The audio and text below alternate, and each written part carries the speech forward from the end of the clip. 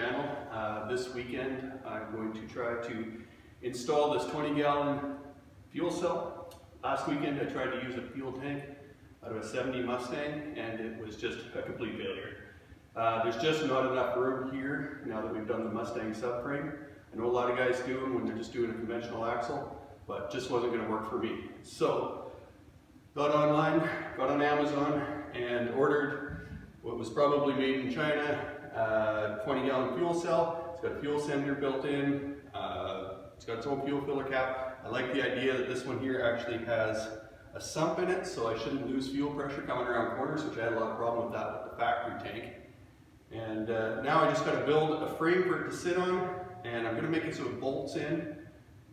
And from there, I guess we'll just wing it, just like I always do. And we'll see how it turns out. But I think this is going to fit really well. Measurement-wise, it fits nicely between the sway bar and the back cross member here.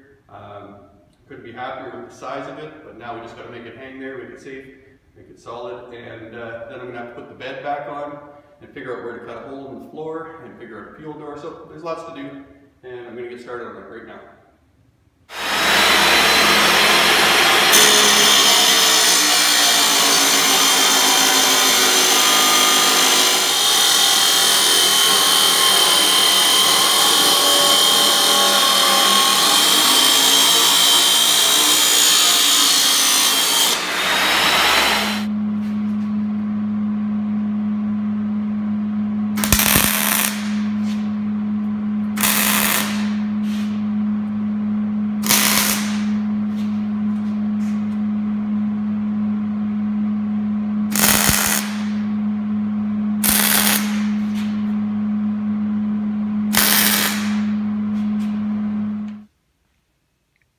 Alright, this is what I got so far. I built a frame out of square tubing and designed that guy to bolt in from underneath.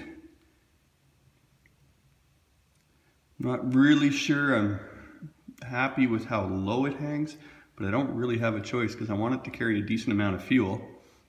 And it's really hard to tell, right? I don't really know, because if you look over at the suspension, it might really not be that low, but it is going to put the sump in the bottom of the tank pretty much at the lowest point in the truck, so that's a little concerning. But I guess you really never know till it's there. So that's why I made it bolt in, just in case I hate it. But for now I like it, and we'll see. There's going to be a fair bit of it visible when the bed's back on, but it is what it is.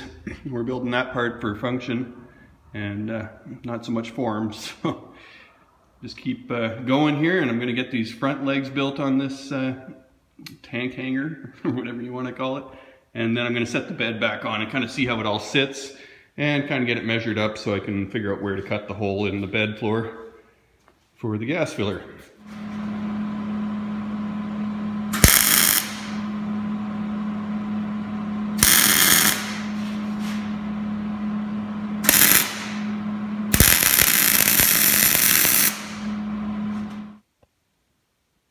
Alright, I've set the bed back on it here. I wanted to kind of check everything at ride height. I was a little worried that this tank was going to sit too low, but it gives you a little bit more perspective when you put a tire on it. I put the jack under it just to bring it up to where ride height should be.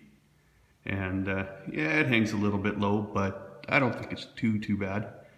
The only unfortunate part is the lowest part of it is the sump. But I think I'm just going to carry on with it and see how it goes. And that's why I made it bolt in case it doesn't work out. I can just undo it and move on, try a different plan. But I've already bought 2 fuel tanks now, so I'm pretty much done with trying that. Otherwise, this is going to have to work. And this is about the smallest tank that had the largest capacity that would fit in that space. So see how it works. Just going to pull the bed back off now, cut the hole for the fuel filler, and try to figure out how to make that hinge, and then it should be good to go. After that, we got to build some brake lines and then get a drive shaft made, and also have coilovers coming for the front so that they'll get the front down to the ride height we want. And I've got a big brake kit to install, which is just a combination of parts: C5 Corvette calipers, some brackets from a guy I got on Facebook, and some GT500 rotors, so that should be pretty cool. Well, there we go. I think that's about all I'm going to get done this weekend.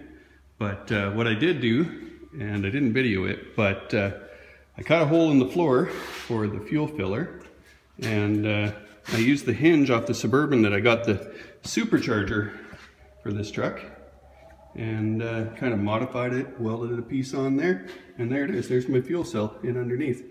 So it's kind of a nice little hidden lines up pretty decent. I think I'm going to get a magnet to just hold it down tight so it doesn't buzz and rattle, because this thing kind of buzzes and rattles already. And but I think that's going to work pretty good. I've come to terms with how the tank sits under here. I don't think it's quite as low as I got myself convinced that it is.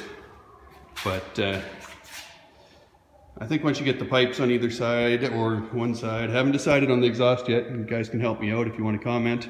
Trying to decide if I'm going to do a single 3-inch like I had on it last year, or if I'm going to do a dual 2.5, or if I'm going to do a dual 3-inch and just go all out. But it's quite a bit more fabrication. Well, making a Y-pipe's tough too though, so it's kind of a toss-up either way. I didn't really want to buy another muffler, so I might just end up back with the single 3-inch, but either way it'll be coming out beside the fuel cell on this side.